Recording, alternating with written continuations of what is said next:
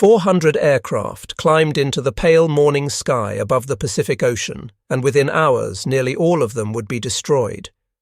The pilots sitting in those cockpits had no way of knowing they were flying toward their own annihilation.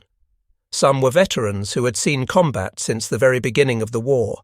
Others were barely more than children, rushed through training programs that had been shortened from years to mere weeks. All of them believed they were about to strike a decisive blow against the American fleet. All of them were wrong. What happened on that June morning in 1944 would become one of the most lopsided aerial battles in the entire history of warfare. American fighter pilots would later describe it with a phrase that captured both the absurdity and the horror of what they witnessed. They called it a turkey shoot, comparing the destruction of hundreds of Japanese aircraft to hunters firing at slow-moving birds that had no chance of escape. The Japanese had their own name for it, though they spoke of it rarely and only in hushed tones. They called it the day their air power died. The numbers themselves tell a story that seems almost impossible to believe. Over the course of 2 brutal days of fighting, the Imperial Japanese Navy lost more than 550 aircraft. The United States Navy lost 29. Think about that ratio for a moment. For every American plane that fell from the sky, nearly 20 Japanese aircraft were obliterated. This was not a battle in any traditional sense of the word. This was a massacre carried out with machine guns and cannon fire at speeds approaching 400 miles per hour. Most people who know anything about the Pacific War can tell you about Pearl Harbor. That surprise attack on a peaceful Sunday morning in December 1941 is seared into American memory. Some can tell you about the Battle of Midway, where American dive bombers caught Japanese carriers with their decks full of fueled and armed aircraft, turning 4 of the Empire's most powerful warships into funeral pyres. But very few people know about what happened in the Philippine Sea. Very few remember the day when Japan's aerial dominance was not just challenged, but utterly destroyed. Picture the scene as darkness begins to fade over the vast expanse of the Pacific. The ocean stretches in every direction, black and seemingly infinite under a sky that has not yet welcomed the sun. On the steel decks of American aircraft carriers, men are already moving with the practiced efficiency of those who have done this dozens of times before. Engines cough and roar to life. The smell of aviation fuel mixes with the salt spray of the ocean and the acrid scent of oil. Pilots climb into cramped cockpits, settling into seats that still hold the warmth of the previous watch. They pull on leather helmets and adjust their oxygen masks. Some whisper prayers. Others force themselves to smile at their wingmen, trying to project a confidence they may not entirely feel. Then the radar operators in the darkened rooms deep inside the carriers see something that makes their blood run cold. Hundreds of contacts appearing on their screens, sweeping toward them from the west. The enemy is coming, and they are coming in force. A voice crackles over the loudspeakers, cutting through the roar of idling engines with a message that is both simple and terrifying. Massive enemy formation inbound. 400-plus aircraft. On one side of this impending confrontation stood the remnants of an air force that had once seemed invincible. Japanese pilots who still believed in the power of spirit and sacrifice, who had been taught that the purity of their dedication could overcome any material disadvantage.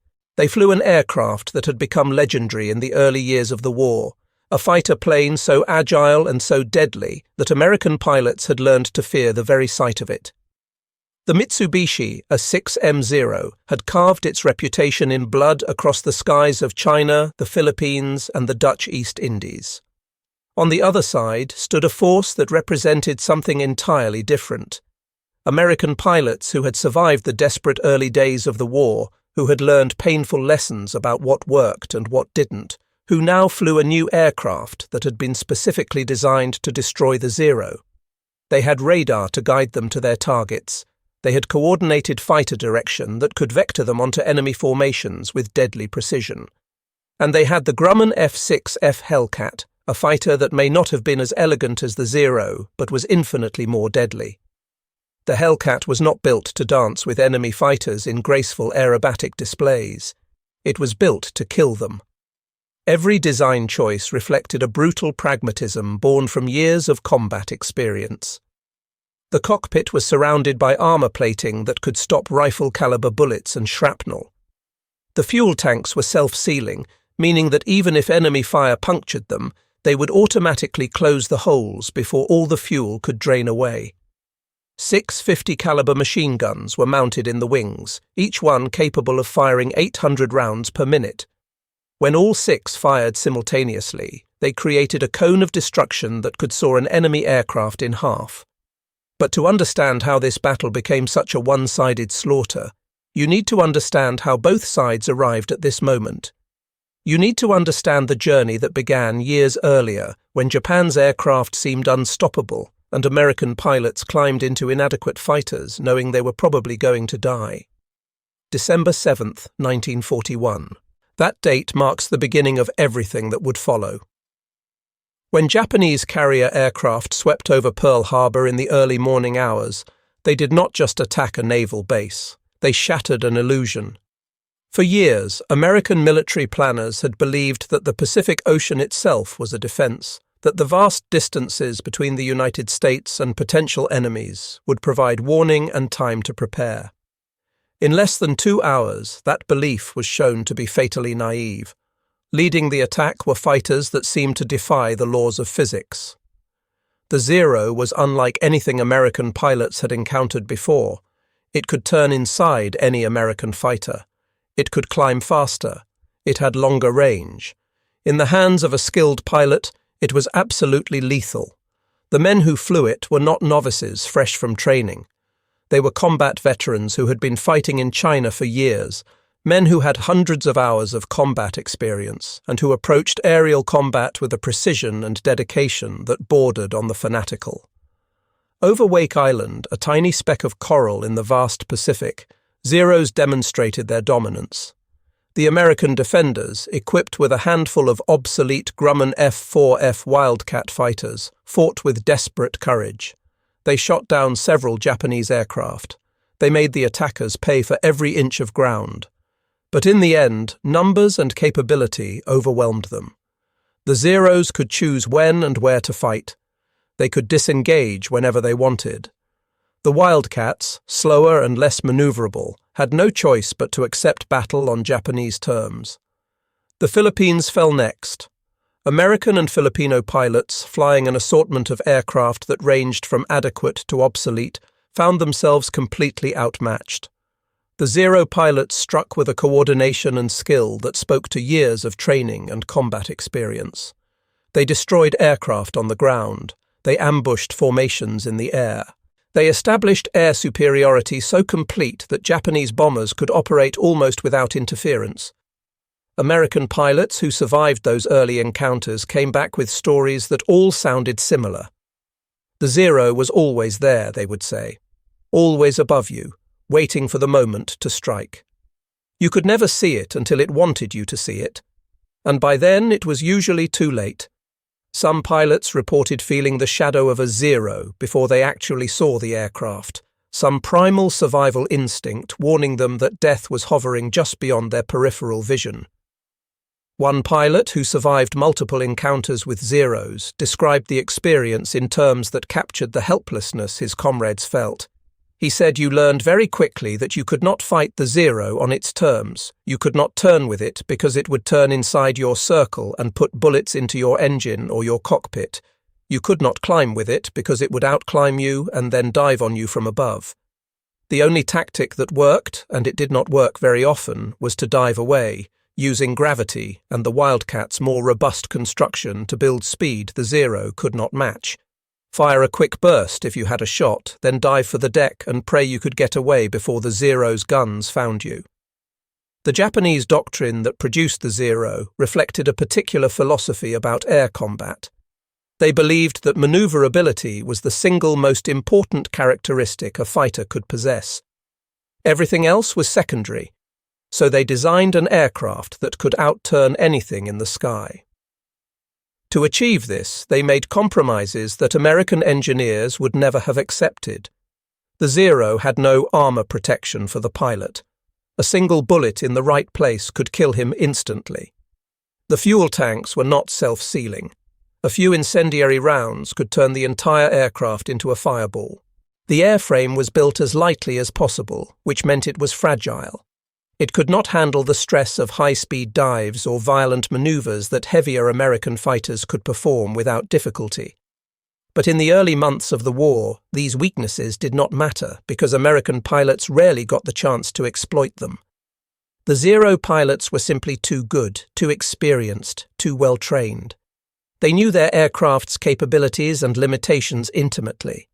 They had developed tactics that maximized the Zero's strengths while minimizing its weaknesses, and they had the confidence that comes from victory after victory. Then came Midway, and everything changed. Not immediately, and not all at once, but that battle in June of 1942 marked the beginning of a shift that would eventually doom Japanese air power. The American victory at Midway was not primarily a victory of fighter pilots. It was a victory of dive bomber pilots who pushed through fighter defenses and anti-aircraft fire to plant bombs on Japanese carrier decks. But it demonstrated something crucial. It showed that courage and determination could overcome seemingly impossible odds. It showed that the Zero was not invincible. American pilots at Midway learned important lessons that would be passed down to every fighter pilot who came after them. They learned that they could not dogfight with Zeros, but they could survive encounters if they fought smart. They learned to use altitude and speed. They learned to attack in coordinated groups rather than as individuals. They learned that the Zero's light construction made it vulnerable to the heavy .50 caliber machine guns that American fighters carried. A short burst from 6.50 caliber guns could tear a Zero apart in ways that lighter weapons could not. But knowing how to fight the Zero and having the tools to do it effectively were two different things. The Wildcat was a tough, reliable fighter, but it was never going to be a match for the Zero in a turning fight. American pilots needed something better. They needed a fighter that could take on the Zero and win, not through superior pilot skill or desperate tactics, but through raw performance superiority. Engineers at the Grumman Aircraft Engineering Corporation understood what was needed. They had access to intelligence reports from combat zones. They had debriefings from pilots who had fought against Zeros and survived. They had examined wreckage of Zero fighters that had been shot down or crash-landed. They studied every piece of information they could find, looking for the key to defeating this aircraft that had dominated the Pacific skies for so long. What they came up with was the F6F Hellcat, and it represented a completely different philosophy of fighter design. Where the Zero had been built to maximize maneuverability at the expense of everything else, the Hellcat was built to be a complete weapon system. It was fast, with a top speed well over 375 miles per hour. It could climb rapidly, reaching 20,000 feet in less than 8 minutes. But most importantly, it was tough. The Hellcat could absorb punishment that would have destroyed a Zero instantly. Its radial engine, a massive Pratt & Whitney R2800 double Wasp that produced 2,000 horsepower, sat in front of the cockpit like a shield. That engine block could stop bullets and shell fragments that would have gone straight through the Zero's lighter power plant. Behind the pilot was a thick slab of armor plating. Bulletproof glass protected him from the front. The fuel tanks, all of them, were self-sealing. You could riddle a Hellcat with bullets and it would keep flying. But the Hellcat was more than just a tough aircraft. It was also a deadly one. 6 A6M 250 caliber machine guns gave it a weight of fire that could shred an enemy aircraft in seconds. The guns were mounted in the wings, 3 on each side, and when they all fired together, they created a storm of metal that very few aircraft could survive. Each gun carried 400 rounds of ammunition, giving the Hellcat about 30 seconds of firing time. That might not sound like much, but in aerial combat, 30 seconds was an eternity. A skilled pilot could destroy multiple aircraft with that much ammunition. The tactics that American pilots developed to use the Hellcat were based on using its strengths to nullify the Zero's advantages. They called it boom and zoom, and it was devastatingly effective. A Hellcat pilot would not try to turn with a zero. Instead, he would climb above his opponent, using the Hellcat's superior power and speed. Then he would dive, building tremendous velocity. As he passed through the zero's altitude, he would fire a quick burst. Then, instead of trying to maneuver for another shot, he would use his speed to climb back up above the enemy. The zero pilot, unable to match the Hellcat's speed or climb rate, could only watch helplessly as his opponent regained altitude and set up for another attack. This tactic required discipline. It required patience. A pilot had to resist the temptation to stay at low altitude and try to dogfight. But it worked. The kill ratios began to shift, at first gradually, then dramatically. By late 1943, Hellcats were routinely shooting down multiple zeros for every Hellcat lost. But the Hellcat, as effective as it was, represented only one part of the American advantage. The real revolution was happening on a larger scale, in the way the United States Navy organized and employed its carrier air power. By the spring of 1944, the Navy had created something unprecedented in naval warfare. Task Force 58 was a concentration of naval air power that dwarfed anything that had been seen before. 15 fast aircraft carriers steamed together, protected by 7 battleships, 8 heavy cruisers, and dozens of destroyers. From the decks of those carriers, nearly 1,000 aircraft could be launched. Hellcat fighters, Avenger torpedo bombers, Helldiver dive bombers, an aerial armada that could strike targets hundreds of miles away and then defend itself against any counterattack. What made Task Force 58 truly revolutionary was not just the number of aircraft it could deploy, but the way those aircraft were controlled. Deep inside each carrier was the Combat Information Center, a room filled with radar screens and radio equipment where trained controllers could track hundreds of aircraft simultaneously. For the first time in history, fighter directors could see enemy formations approaching long before those formations came within visual range of the fleet. They could calculate the enemy's course and speed. They could vector friendly fighters to intercept positions. They could coordinate the defense of the entire task force from a single location. This system meant that American fighters did not have to patrol blindly, hoping to stumble across enemy aircraft. Instead, they could be directed precisely to where they were needed. When radar detected an incoming raid, the fighter director could launch additional fighters and guide them to an intercept position. He could stack fighters at different altitudes, ensuring that if one group was drawn down by enemy aircraft, there would be fresh fighters above ready to dive into the fight. He could rotate squadrons, bringing exhausted pilots back to land while sending rested pilots out to take their place. The Japanese had nothing comparable. Their carrier doctrine was still based on pre-war assumptions about how naval air battles would be fought. They had radar, but it was primitive compared to American systems, and they had not developed the doctrine or the organizational structure to use it effectively. Their fighters flew combat air patrols based on time and fuel rather than being directed to specific threats. When American strikes approached, Japanese fighters often found themselves in the wrong position, at the wrong altitude, with insufficient fuel to effectively oppose the attack. Even more critically, Japan was running out of pilots.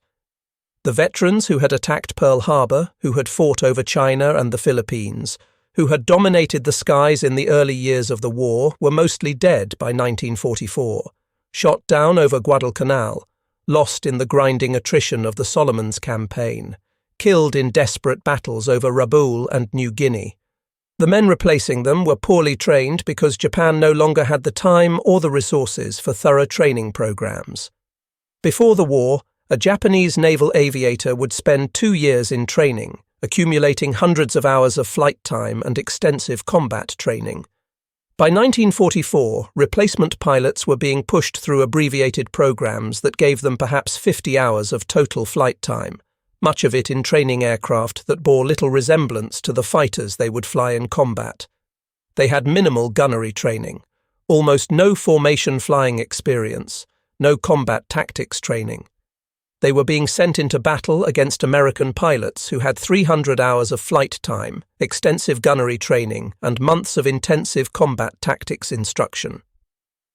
One Japanese naval officer, asked after the war about the quality of pilot training in the final years of the conflict, spoke with a bitterness that came from watching young men die because they had not been properly prepared. "We were sending children to fight killers," he said. "We knew they had no chance. But we sent them anyway because we had no choice." The Zero itself had become a liability by this point in the war. The aircraft that had seemed so advanced in 1941 was now obsolete. Its lightweight and lack of protection, once acceptable trade-offs for superior maneuverability, were death sentences when facing opponents who could attack from beyond visual range and who had the firepower to destroy a Zero with a single burst. The Japanese aircraft industry had tried to develop improved versions, but production difficulties and resource shortages meant that most frontline units were still flying the original model, fundamentally unchanged from the aircraft that had first entered service in 1940. American factories, meanwhile, were producing aircraft at a rate that seemed almost impossible. In the time it took Japanese industry to build a few dozen replacement aircraft, American factories built thousands. Grumman alone was producing more than 500 Hellcats every month by mid-1944. The vast industrial capacity of the United States, which had seemed almost irrelevant in the desperate early months of the war, had become the decisive factor. Japan could not replace its losses. America could absorb casualties that would have crippled any other nation and barely notice the impact. So when dawn broke over the Philippine Sea on June 19, 1944, the two forces that were about to collide could not have been more different. The Americans had experience, training, superior equipment, overwhelming numbers, and a tactical system that gave them eyes across hundreds of miles of ocean. The Japanese had desperation, courage, and a fading dream of victory through spirit alone. Admiral Jisaburo Ozawa commanded the Japanese carrier force.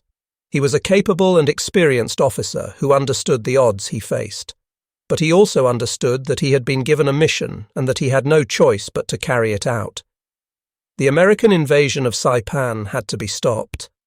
If Saipan fell, American B-29 bombers would be able to strike the Japanese home islands directly. The strategic implications were catastrophic, so Ozawa gathered every carrier and every aircraft he could muster and sailed east to find the American fleet. His plan relied on one advantage he believed he still possessed. Japanese carrier aircraft, because they were lighter and because their pilots had been trained to extend their range to the absolute maximum, could strike at greater distances than American aircraft. Ozawa intended to find the American fleet, launch his aircraft at maximum range, and hit the Americans before they could hit him. After the strike, his aircraft would land at air bases on Guam, rearm and refuel, and then attack the American fleet again as it withdrew. It was a complicated plan that required precise timing and coordination, and it was the only chance Ozawa had. On the American side, Admiral Raymond Spruance commanded the overall fleet while Admiral Mark Mitcher directed the carrier force. Spruance was cautious, some would say overly cautious, but his caution came from a deep understanding of his strategic objectives. His job was not to sink Japanese carriers. His job was to protect the invasion force at Saipan. If that meant the Japanese fleet escaped, so be it. Losing American carriers in a risky offensive operation would be a strategic defeat, even if it resulted in sinking Japanese ships. So Spruance positioned his task force west of Saipan and waited for the Japanese to come to him. The waiting ended just before dawn on June 19th, when radar operators picked up the first contacts. A large formation of aircraft, perhaps 70 or 80 planes, approaching from the west at high altitude. The fighter directors immediately began coordinating the response. Fresh Hellcat squadrons were launched. Fighters already on patrol were vectored toward the incoming raid. The intricate machinery of coordinated fleet defense began to operate. In the cockpit of his Hellcat, Major David Harrington checked his instruments one final time as his fighter climbed away from the carrier deck. He had flown combat missions before, dozens of them, but this felt different. The radar reports indicated this was going to be a massive engagement, perhaps the largest air battle of the Pacific War. He keyed his radio and spoke to his squadron, keeping his voice calm and professional even though his heart was racing. "Remember what we practiced. Stay in pairs, use your altitude, do not turn with them, boom and zoom, hit them and climb away." The Hellcat climbed steadily, its big radial engine pulling the fighter up through 5,000 feet, then 10,000, then 15,000. At 20,000 feet, Harrington leveled off and began scanning the sky ahead. The sun was behind him now, climbing into the morning sky. That was deliberate. Fighter tactics emphasized attacking out of the sun whenever possible. It made it harder for the enemy to see you coming. It gave you crucial seconds of advantage. Then he saw them, black dots on the horizon, gradually resolving into the distinct shapes of aircraft. Bombers in the center, their formations tight and precise. Fighters spread out above and to the sides, weaving back and forth to maintain position with the slower bombers. Harrington felt his mouth go dry. There were so many of them. The intelligence reports had been accurate. This was a major strike. He pushed his throttle forward and the Hellcat surged ahead. His wingman stayed glued to his wing, exactly where he was supposed to be. Around them, other Hellcats were climbing, diving, positioning themselves for the attack. The air filled with radio calls as fighter directors guided squadrons into position. Bandits at 12 o'clock high, range 10 miles, multiple groups, vector 340, climb to Angels 25. The two formations closed with terrible speed. What had been distant dots seconds before were now clearly visible aircraft, close enough to make out individual markings and see the glint of sunlight on canopies. Harrington selected his target, a Val dive bomber, toward the edge of the formation. He pushed his stick forward slightly, trimming his nose down to line up his guns. His finger moved to the trigger. Then he fired. The 650 caliber machine guns erupted simultaneously, their muzzle flashes visible even in the bright morning light. Tracers arced out ahead of his Hellcat, converging on the Val. The big armor-piercing incendiary rounds smashed into the Japanese bomber's thin aluminum skin, punching through into fuel tanks and control surfaces. Harrington saw pieces fly off the Val, saw smoke begin to trail from its engine, saw it start to fall, slowly at first, then spinning faster as it dropped toward the ocean far below. He did not watch it fall. He was already pulling up, climbing back above the bombers, looking for another target. Around him, the sky had erupted into chaos. Hellcats were diving through the Japanese formation from multiple angles. Zeros were trying to intercept them, but the American fighters were too fast, diving in and climbing away before the Japanese fighters could react. Bombers were breaking formation, jinking desperately to avoid the streams of tracers that seemed to fill the air. One Zero pilot, more aggressive or more skilled than the others, managed to latch onto a Hellcat's tail. Harrington saw the tracers reaching out toward the American fighter, saw the Hellcat pilot throw his aircraft into a hard turn. But the Zero stayed with him, its superior maneuverability allowing it to cut inside the Hellcat's turn.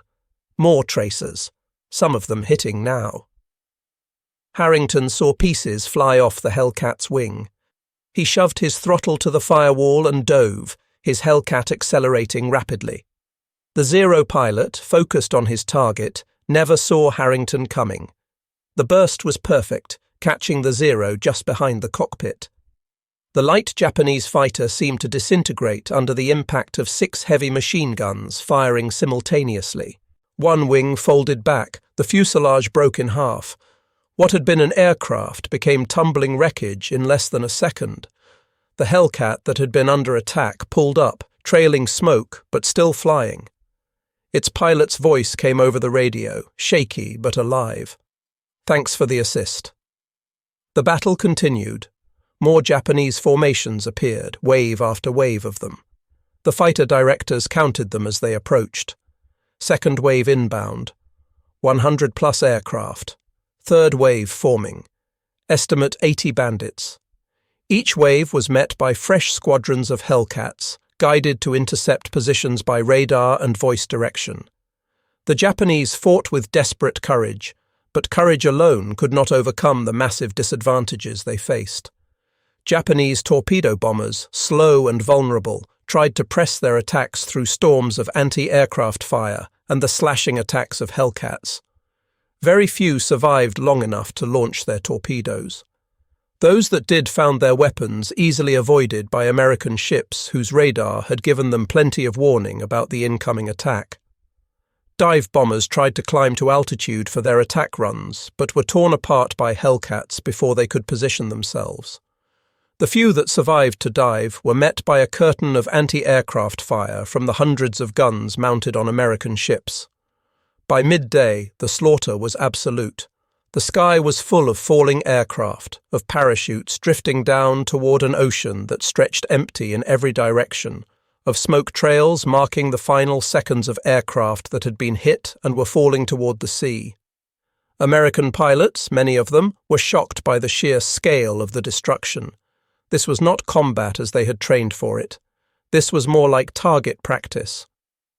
One young pilot, his hands still shaking from adrenaline, tried to describe what he had seen to his squadron mates after landing.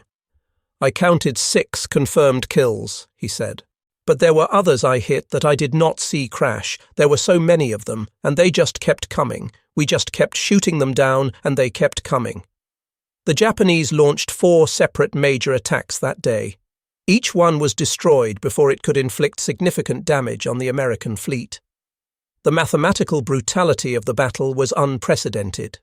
American fighters were landing, refueling, rearming, and taking off again to meet fresh waves of Japanese aircraft. The Japanese, meanwhile, had no such luxury. The pilots who survived the first attack had nowhere to go except the air bases on Guam, and many of those bases were under attack by American carrier aircraft. As the sun began to set on June 19th, the full scale of the disaster became clear.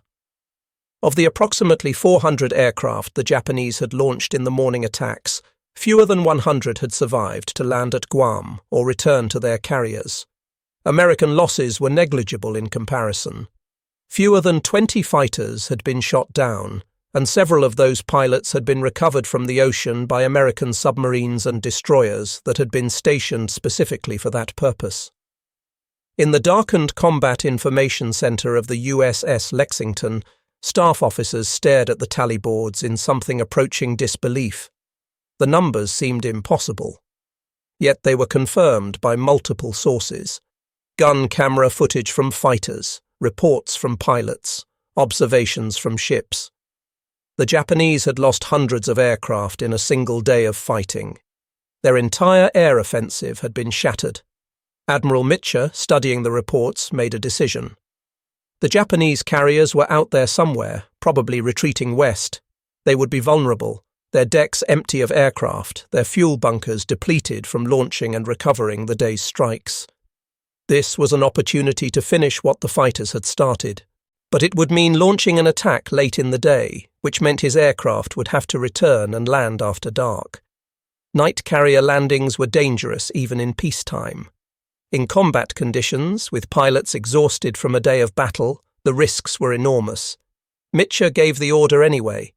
Launch the strike. Avengers and Helldivers roared off carrier decks in the fading light, escorted by Hellcats. They flew west, searching for the Japanese fleet. As the sun touched the horizon, they found it. 3 Japanese carriers steaming west in a desperate attempt to escape. The American aircraft dove to attack, and what followed was a brutal demonstration of what happened when a fleet lost its air cover. Bombs crashed through flight decks. Torpedoes smashed into hulls.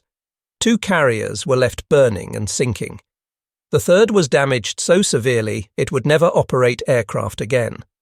But the real killing had already been done. The destruction of the carriers was almost anticlimactic. Japan's air power had been destroyed in the sky above the Philippine Sea that morning. The carrier strikes on the evening of June 20th merely put a final exclamation point on a battle that had already been decided. American pilots returned to their carriers in darkness, guided by searchlights and radio beacons that Mitchell ordered turned on despite the risk of revealing the fleet's position to lurking submarines. Many aircraft crashed attempting to land.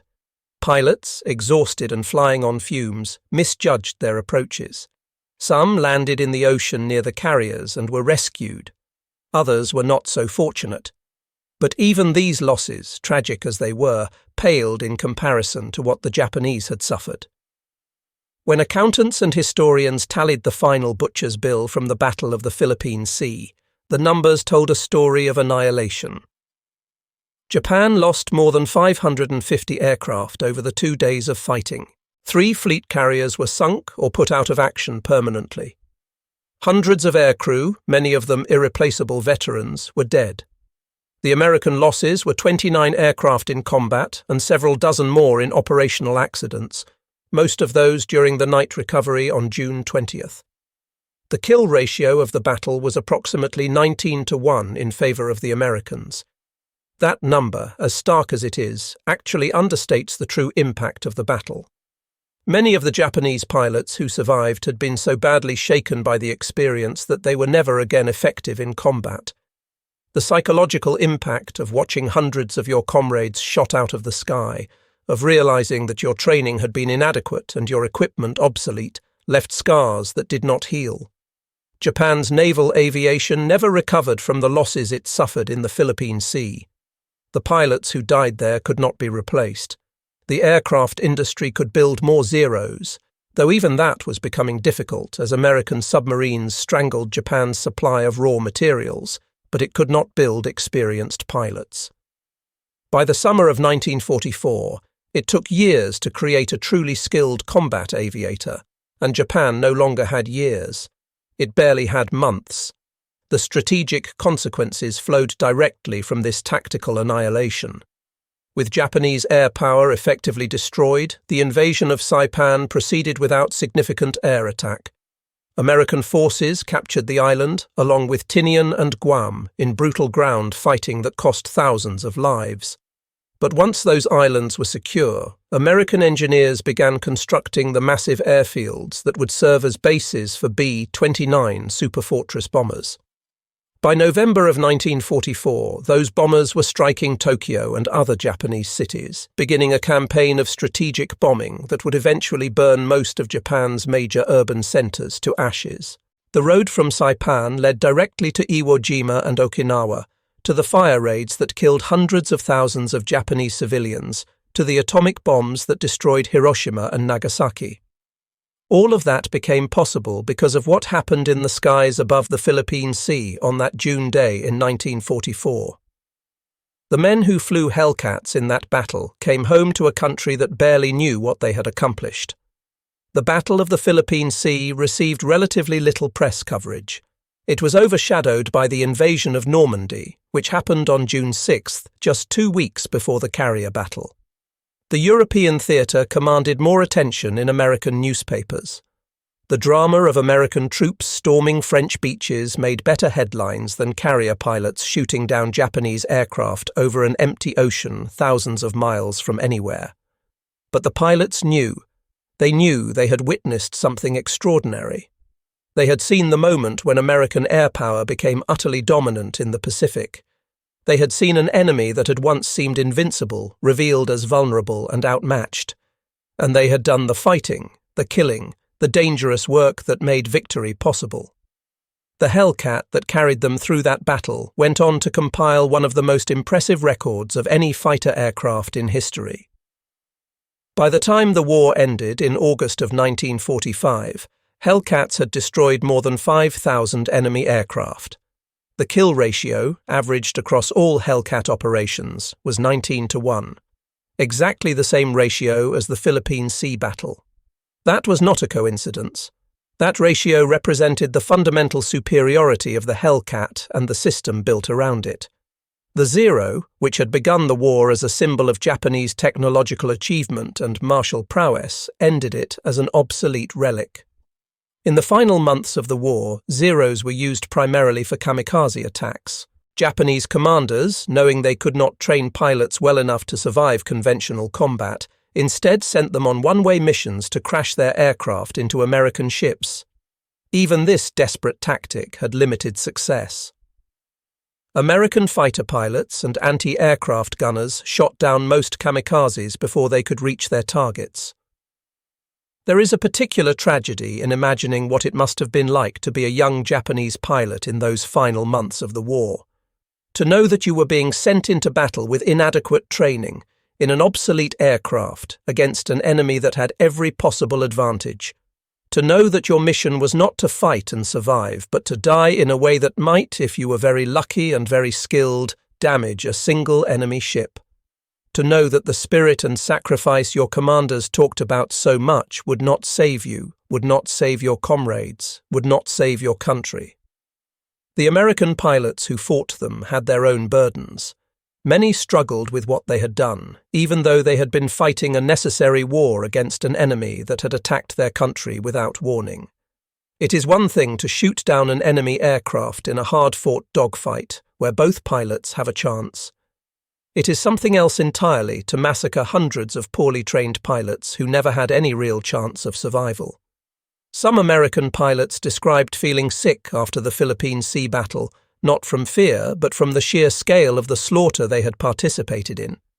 One Hellcat pilot, interviewed decades after the war, spoke about this with a candour that was unusual. He said that he understood the battle had been necessary, that destroying Japan's air power had saved countless American lives by shortening the war. But he also said that he still sometimes woke up at night, remembering what it had looked like to see dozens of aircraft falling from the sky in flames, to know that each one of those aircraft contained a young man who was dying in terror and pain. War is necessary sometimes, he said. That does not make it any less terrible. The Great Marianas Turkey Shoot, as American sailors and pilots came to call it, marked a clear dividing line in the Pacific War. Before that battle, the outcome was no longer in doubt, but the path to victory was still unclear. After that battle, the path was obvious. Japan had lost its ability to defend its conquests or even its own home islands from the air. Every subsequent battle would be fought with American forces holding complete air superiority. From a purely military standpoint, the battle demonstrated the importance of integrated systems. The Hellcat was a superb fighter aircraft, but it was only one component of the American victory. Radar gave American forces the ability to detect enemy formations at long range. Fighter direction centers gave them the ability to coordinate responses. The industrial base gave them the numbers to absorb losses and maintain constant pressure. The training system gave them pilots who could use their equipment effectively. All of these elements working together created a military force that was more than the sum of its parts. Japan, in contrast, had failed to develop comparable systems. They had radar, but used it poorly. They had fighters, but could not replace them fast enough. They had brave pilots, but could not train them adequately.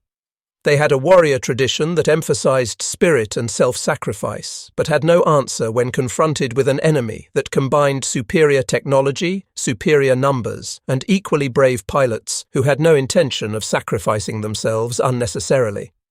The battle also marked the maturation of carrier aviation as a form of warfare. The aircraft carrier had been a relatively new weapon system at the start of World War II. Naval theorists had argued about how carriers should be used, what role they should play in fleet operations, whether they could really replace battleships as the dominant capital ship. The Battle of the Philippine Sea settled those arguments forever.